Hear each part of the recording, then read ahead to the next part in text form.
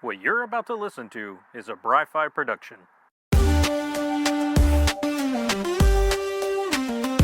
Yo, it's Bry-Fy coming live through your Wi-Fi. One-man show, but I'm feeling like a sci-fi. Comic books, video games, catching them all. Pokemon cards stacked, yeah, I'm ready to brawl. From Marvel to DC, I break it all down. Nifty nerd news, got the geeky rundown. Pop culture hits, movies and shows. I stay in the know while the fandom grows. So plug in, tune up, press play, let's ride. This is the Bry-Fy, baby, welcome to the vibe.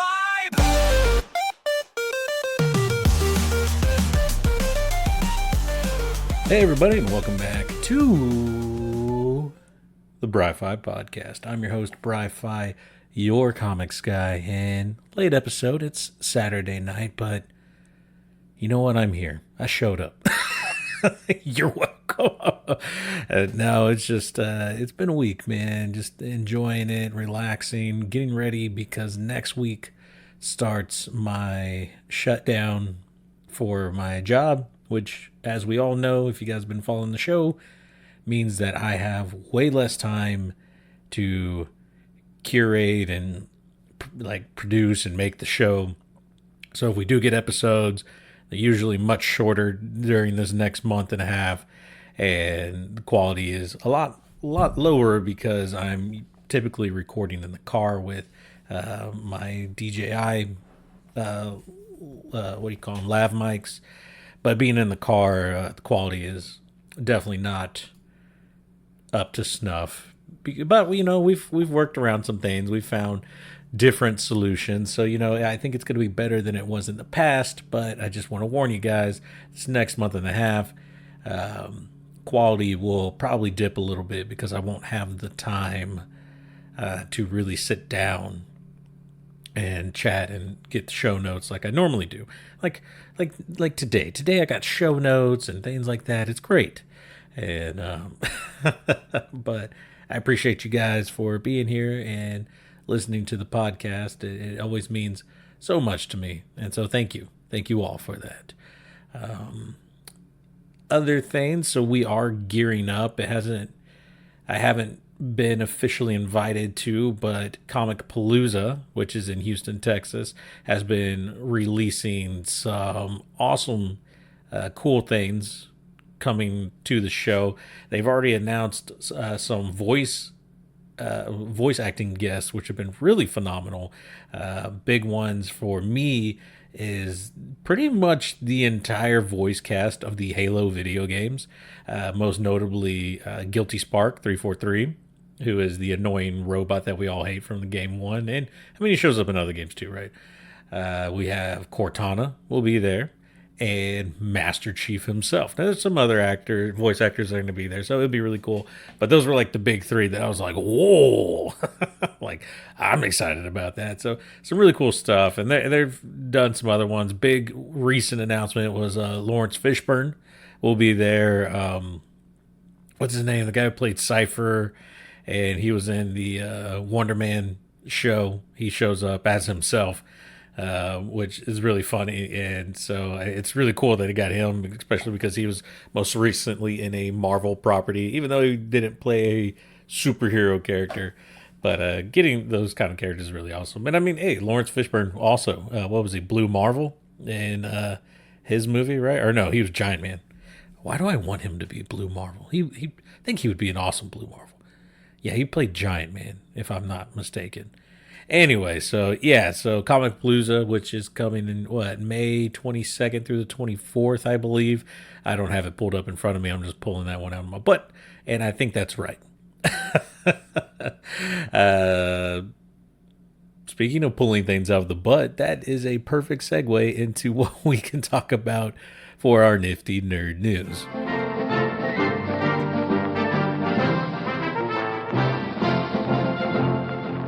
So, yeah, first of the nifty nerd news, the Ace Ventura's butt-birthing rhino is up for auction.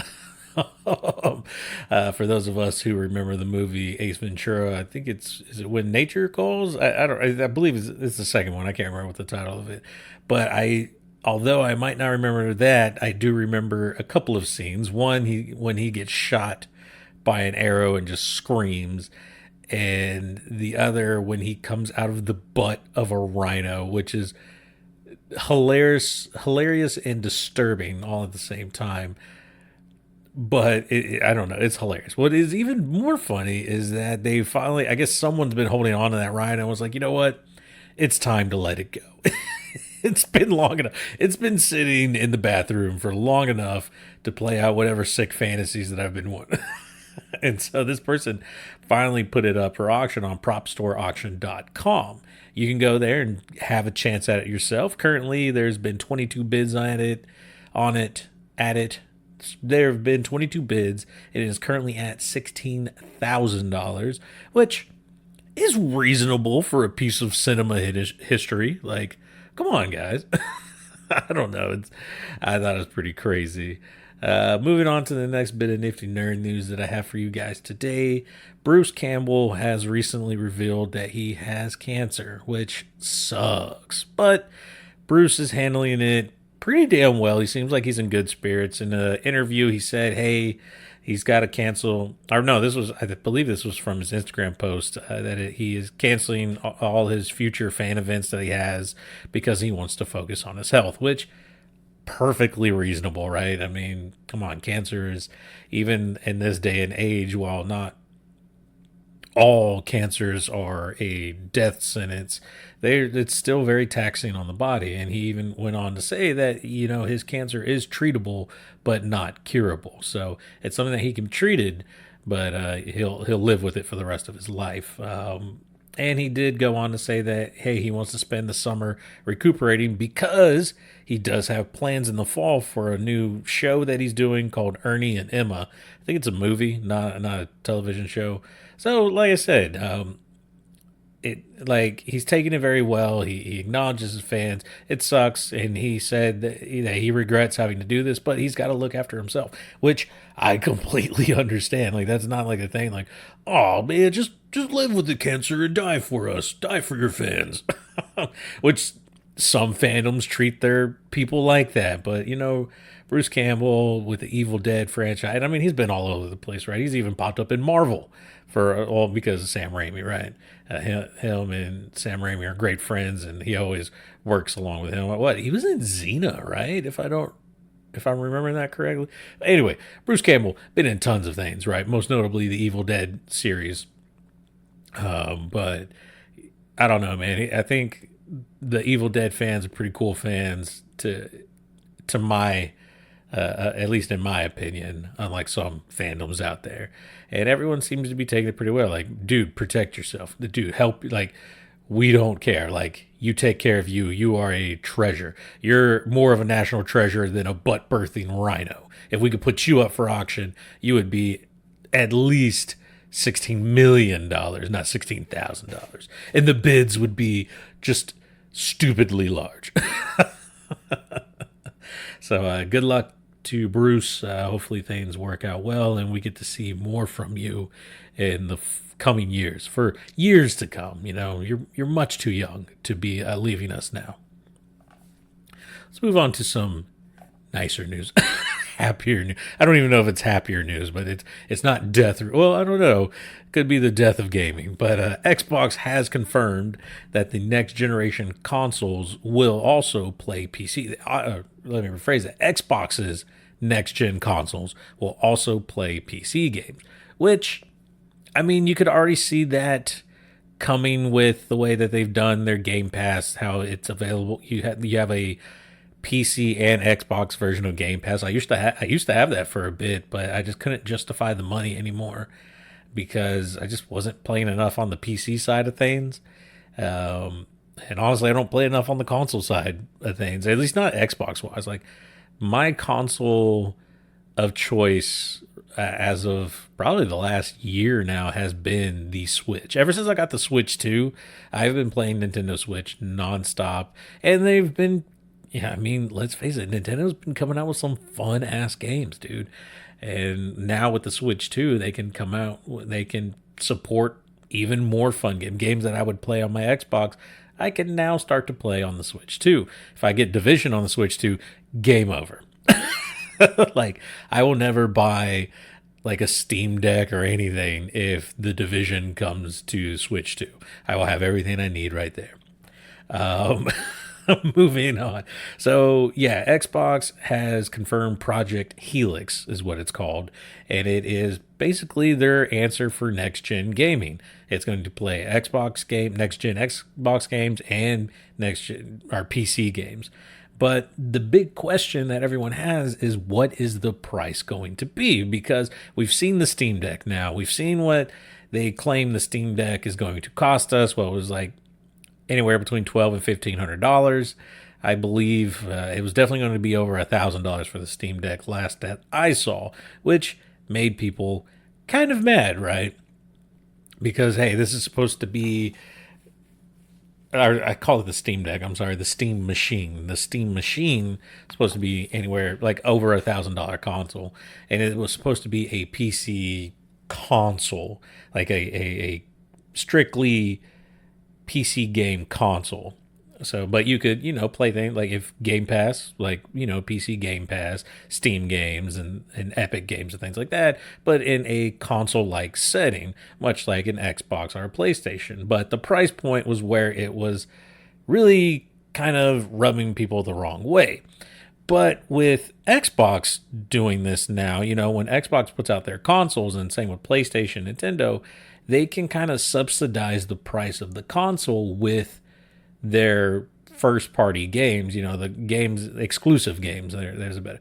So because of the video game sales, they can kind of, cushion the price of the console for the consumer. So, if say Xbox or PlayStation didn't have their first party titles, their exclusive titles, their consoles might be close to $1,000 or at least twice as much as they currently cost now.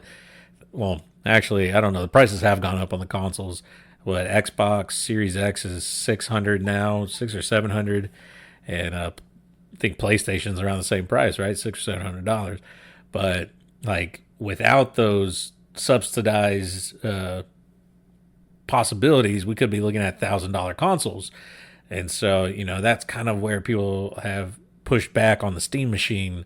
But maybe with the Xbox /PC console, they might be able to get it lower. Or maybe they're going to go like, hey, like super high end type. Like, so essentially give us a $2,000 gaming machine, but for the price of like $1,200 or $1,500, $1,200 to $1,500, So, they're giving us something that's worth way more. Like if you went out on your own and tried to build it, and it would cost way more than what they're actually selling it for, but still at a higher, like, I don't know, like it's going to be tough for me to go with the next gen consoles because I just don't really know. Like, I just don't really know.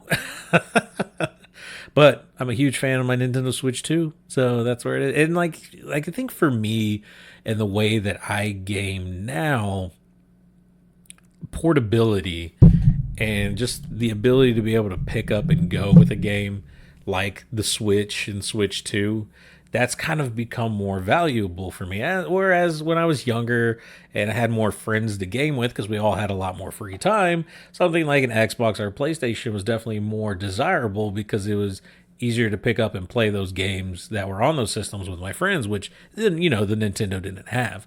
But now, as I've gotten away from, a lot of multiplayer games where I don't play a lot of multiplayer a lot, I just like to play by myself, or like if I do multiplayer, it's on the couch with my son or my wife or something like that. And just being able to just like, hey, I can stop this game and move on to the next thing, or, go do the laundry or go mow the yard or go, outside with my son RJ and go play around, like get off the couch for a bit. It's so much easier to do it with a Switch.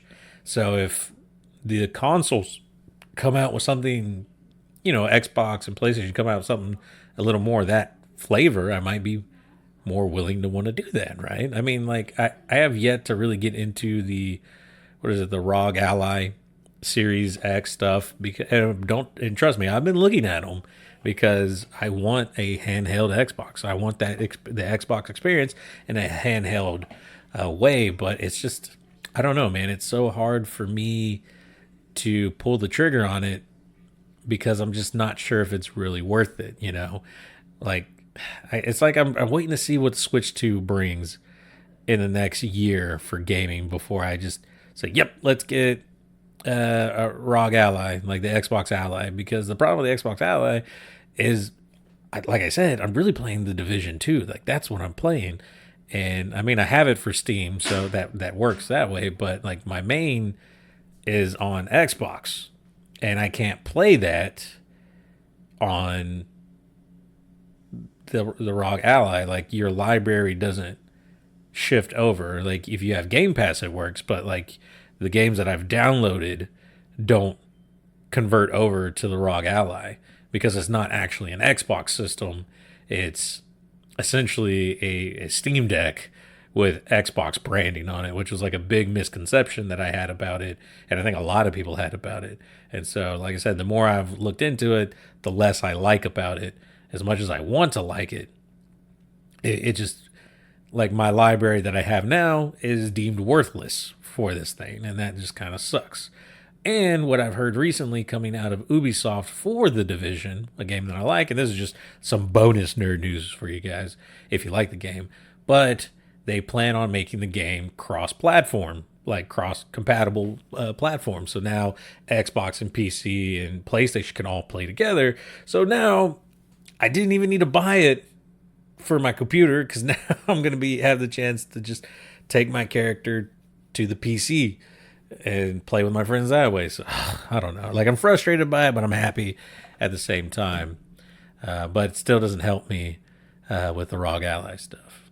But anyway, yeah, so to bring it all back, Xbox Next Gen is going to be able to play PC games, but what's the price? Like, that's what I want to know. Tell me the price so I can know to be really mad or really hopeful.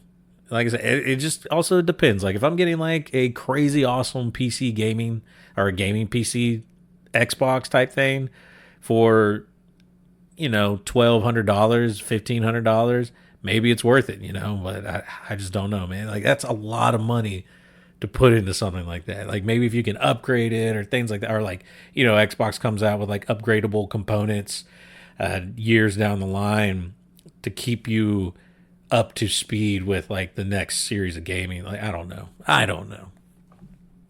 Anyway, let's move on to the last bit of nifty nerd news that I have for you guys. And this one's a crazy one. As it turns out, the One Piece is real now. So if you guys don't know what I'm talking about, One Piece is a Japanese comic book or a manga that it came out in 1997, and it's about pirates traveling the world trying to find this crazy treasure known only as the One Piece. We don't know what it is or what it pertains. We just know every pirate in this world wants the One Piece, and whoever obtains the One Piece will forever be known as the king of the pirates. So it's a big deal. Like, it's a crazy thing. It's, like I said, it was published in 1997. It has a humongous fan base, my wife and myself included, and it's blown up all over the world, right? The creator, Ichiro Oda, has actually written down what the One Piece really is and sunk it somewhere in the ocean. But fans have already theorized where its location is based on video evidence that Oda himself put out.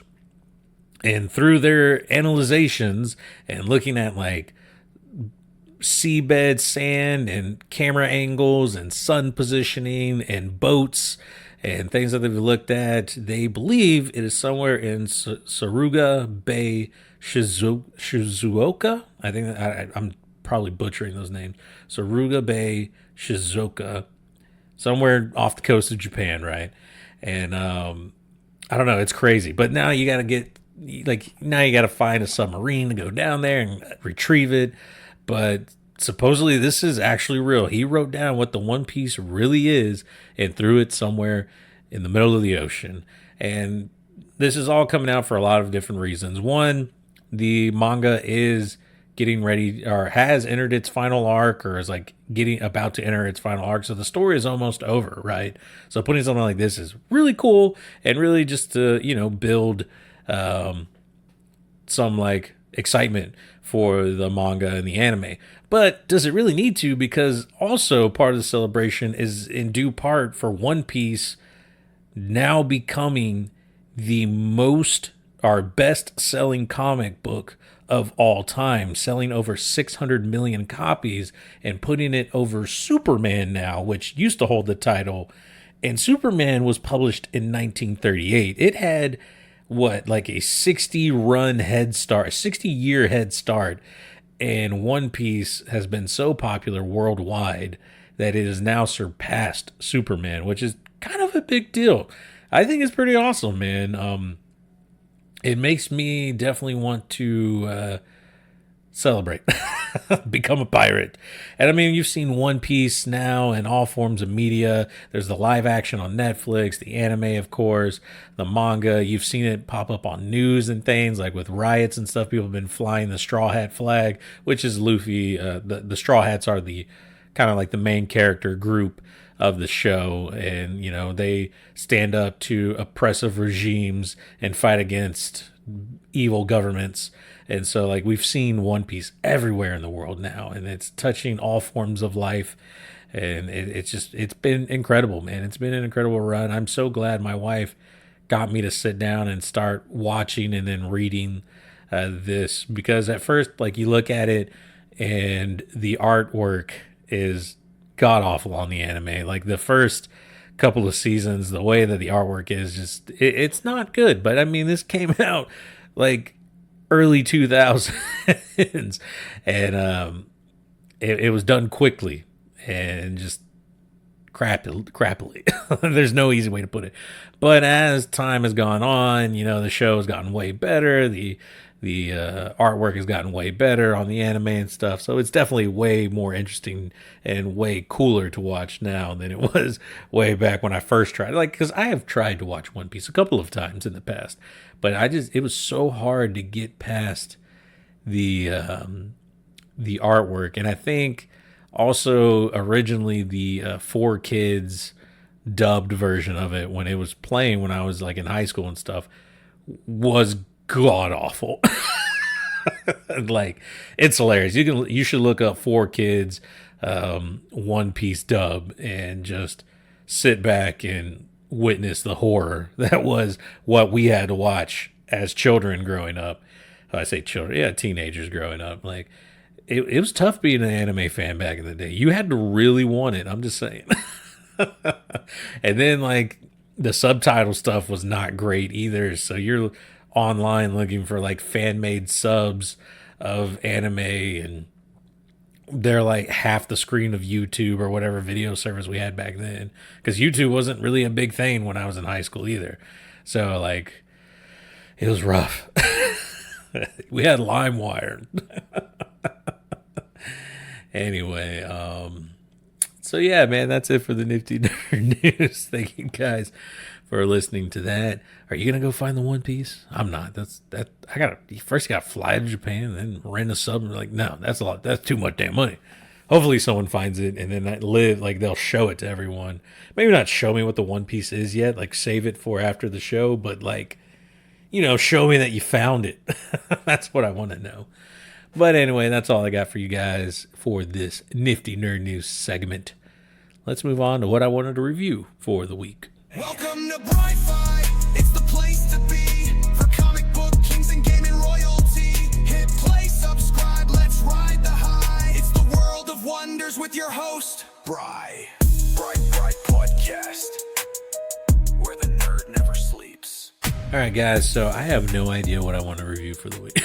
I even wrote in my show notes, I don't know, because honestly, what I've been doing as of late is just playing Pokemon Fire Red, Leaf Green. Well, Fire Red is what I have. The Division 2 with its new realism mode, which has been really fun, by the way. And then playing Legend of Zelda Breath of the Wild and Tears of the Kingdom. My son like flip-flops between the two. And so I've been like, those have been like my 4 games on rotation. And I even bought Pokemon Pocopia when it first came out. I have it, it's sitting there. I have the cartridge just sitting there. But I've been so invested with these 4 games that I just haven't had the time, man. And now with the outage coming up, I don't think I'll really have the time to pick up Pocopia. And, well, I mean, I'm going to try, but like I want to pick up and play some Pocopia because I've been seeing people like play it and they want to talk about it, but I just can't watch it because I don't want to be spoiled on it. So I think like my first plan was to stream it and have fun with it that way, but I don't think I'm gonna do that, man. I think this is a game I'm going to just kind of keep to myself and just enjoy on my own, and we'll talk about it. Maybe I'll record myself playing it, but not stream it. I don't know because with streaming, there's like I don't want to say I put on a character, but there is a level of alertness that you have to have when you're streaming a game versus if I'm just sitting back playing and just looking like a fat couch potato with myself, like that's a different way to play. And that there's a lot of times I want to play that way. And so maybe that's what I'll do. But so like, yeah, I really want to play Pokemon, Pocopia. I think it's Pocopia, but I've heard Pocopia before, or Pokepia, I don't know why it's so hard to say, but this game has also been getting incredible reviews, and so like I'm really excited to get my hands on it. But like I said, I've been enjoying the hell out of playing Fire Red all over again, man. Like I've really been sitting there and just grinding it out and playing the game that kind of not like I mean, obviously Fire Red didn't start it all for me. It was Fire and Blue version that started it all for me, Red and Blue that started all for me. But like these are remakes of those games with more added into it. So I can't wait to get to the more added in part. Right now, I think I am about to visit Bill in Cerulean City and then fight Misty in Cerulean's gym. So like that's where I'm at right now. But I've been spending a lot of time like grinding my team out and getting their levels because unlike the new games, like this is what kids don't understand. Like the new Pokemon games, like if I have 6 Pokemon, I send out my Pikachu and it just wrecks shop. It's just destroying everybody. Pikachu and all of my other Pokemon get experience for the battle. That was not how this worked, kids. Back when Dad played, back when Grandpa, back when I was a kid, the only Pokemon that got experience was the only Pokemon that went out and fought. So like if your Pikachu was out there, your Pikachu was the only thing getting experience. Imagine how like horrific it was to level up a Magikarp, a Kakuna, or a Metapod. Like if you straight up caught a Kakuna or a Metapod in the wild, they didn't know Tackle. They didn't know anything. They knew Harden, and that was it. They didn't even know String Shot. Your best bet was to catch a Caterpie or a Weedle, evolve it so it kept the move Tackle, and that way you weren't just a sitting piece of bug meat. Like you could do something. Unfortunately, Magikarp doesn't work that way. Magikarp only can and only will ever know Splash. He's completely worthless. The only way to make him feasible in battle is to find yourself a Metapod to fight against with your Magikarp, use up all the PP on the move till it runs out, and now you're just using Struggle, which damages the Pokemon but also damages your Magikarp.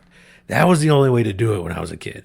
Or you worked your way up hard enough through the game to earn the experience share helmet and then give it to Magikarp so he could sit on the bench safely and gain experience. But no, that's not what we did. We would put Magikarp first in our party. He would come out first. Then we'd say, oh crap, can't let that happen. Switch him out for a beefy Pokemon and fight with the beefy Pokemon. But Magikarp would still gain levels. So you knock out that Pokemon, put Magikarp back in. They put in another Pokemon, take Magikarp back out, put in your other Pokemon and hit them. So that way Magikarp still got experience. And you would only get half the experience. So it took a long time to get Magikarp high enough to be a Gyarados. I mean, what? Level 15... you finally learn Tackle with Magikarp, but he's so weak that Tackle really doesn't do shit for you. But at least now he can do something, right? So that was like the other thing. Like, really, you're grinding to get your Magikarp to level 15 when he can finally fend for himself a little bit. But then, even at that level 15, he's not really helpful. Like, he's not going to do anything for you. You're just struggling just the whole time until finally he becomes a Gyarados and he's worth something. But then even then, Gyarados is not really the best Pokemon in the game. He's just really cool to have. And he's one of my favorite water Pokemon, him and Lapras. So I want them on my team. Like, I can't wait till I can get Lapras on my team, because that's like really when I'm happy. Like, Lapras is a staple on my team, always has been, always will be. And he learns Ice Beam, makes it great against like a lot of the Elite Four. And so that's why I enjoy having Lapras. Plus, it's cute and adorable, and I love it. And if the Pokemon were real, that would be the one Pokemon that I would want, even though I have no way of taking care of it at my house. Anyway, rant over. That's all I have for you guys. Sweet. Thank you so much for listening to the show. Yeah, we're going to wrap it up for real. But also, like I said, I've been playing the Division 2 with the realism mode, which is a lot of fun because it's like playing an actual third-person shooter, where like you're not putting 3 to 4 mags full of rounds into a bad guy to kill him with like 50 headshots. Like like in this game with the realism mode, one headshot on an enemy will kill it, which is nice and refreshing. But to make it make it harder, make it, to balance it out, you don't get the mountains of ammo that you normally get in the normal game. Like in the normal game, you're sitting with thousands of rounds for each of your guns, right? Now you're lucky to have 150 rounds for your gun. So you have to make these shots count. Like, headshots are important because you're trying to make them count. I think I mentioned it a little bit in the last podcast, but my favorite weapons have been marksman rifles and like DMRs, like semi-auto rifles, because they're very accurate. They have high stopping power and pretty good scopes on them, so that you're pretty good at long range. So right now it's like I'm using a DMR, a designated marksman rifle. They're just called rifles in the game. So I'm using a rifle, semi-auto rifle, with an assault rifle for mid to close encounters, and then I use the rifle for mid to long range. And so, like, it's been fun. I've really enjoyed it. I'm excited. If Division 3 comes out and this is what they do with it, I think I could see that. Although I do miss like getting all the loot and going through that too. So maybe they'll keep this just as an optional game. I don't know. I'm having fun with it though, and I think that's what's important, is just having fun. And that's what I'm doing. Have fun with games. That's what you should be doing. Anyway, sorry, I had to think about if there was anything else before we go. And there's not. So thank you guys so much for listening to the podcast. I appreciate it. Please like, subscribe, rate, and review, all those things. You can find me on all your podcasting catcher apps. Most notably, though, Apple Podcasts. I'm on YouTube as well. You can see videos of me playing games from a long time ago. I don't know if I've posted anything recently, but my podcast episodes are also on YouTube as well. So if you don't like using podcatching apps, which, how are you listening to this? Maybe you are listening on YouTube. You can always go there and just have YouTube on the background and listen to me ramble on for 30 to 40 minutes. I don't know. Anyway, thank y'all so much, and we will see you guys next week. Bry-Fy out.